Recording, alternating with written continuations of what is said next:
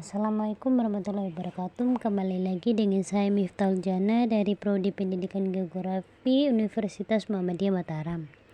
Baik, lewat video ini saya akan membahas tentang evaluasi. Langsung saja. 1. Pengertian evaluasi. Evaluasi berasal dari kata evaluation yang artinya suatu upaya untuk ketentuan nilai atau jumlah. Kata yang tergabung dalam definisi tersebut pun menunjukkan bahwa kegiatan evaluasi harus dilakukan secara hati-hati, bertanggung jawab, menggunakan strategi, dan dapat bertanggung jawab. Evaluasi dilaksanakan untuk menyediakan informasi tentang baik buruknya proses dan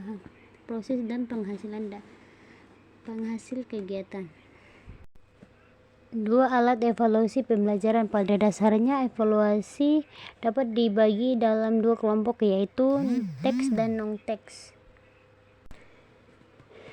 Tes hasil belajar adalah tes yang digunakan untuk menilai hasil pengajaran yang telah diberikan guru kepada peserta didik dalam jangka waktu tertentu. Standar teks adalah teks yang mengalami proses standarisasi, yakni proses validasi dan reliabilitas, sehingga teks tersebut benar-benar valid dan atau evaluable untuk suatu tujuan dan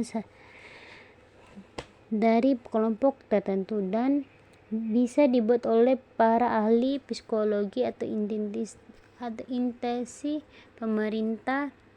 Tes CPNS. Sedangkan tes buatan guru sendiri adalah suatu tes yang disusun oleh guru sendiri, itu mengevaluasi keberhasilan proses belajar mengajar.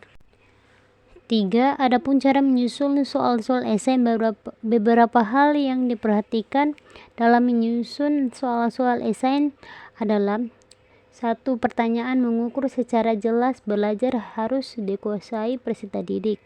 2. Menggunakan bahan-bahan atau himpunan bahan-bahan dalam menyusun soal esai tersebut. 3. Diawali dengan kata-kata jelas, uraikan, sebutkan, bedakan, dan sebagainya. 4. Rumus soal secara jelas sehingga tidak menimbulkan arti ganda bagi peserta didik. 5. Sesuaikan panjang pendek dengan kompleksitas jawaban dengan tingkat kematangan peserta didik. 6. Tuliskan seperangkat tunjuk umum bagi tes tersebut.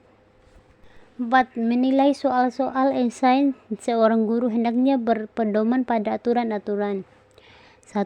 Jawaban terhadap tes esai hendaknya menilai sesuai dengan hasil pembelajaran yang diukur. 2. Buat kunci jawaban sebagai penutup dalam maskor.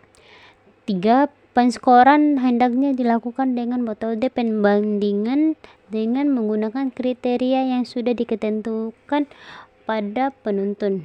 4. Evaluasi semuanya jawaban peserta didik soal demi soal, bukan peserta didik demi peserta didik. 5. Penilaian jawaban atas suatu pertanyaan esai. Jawaban mengetahui identitas peserta didik menjawabnya.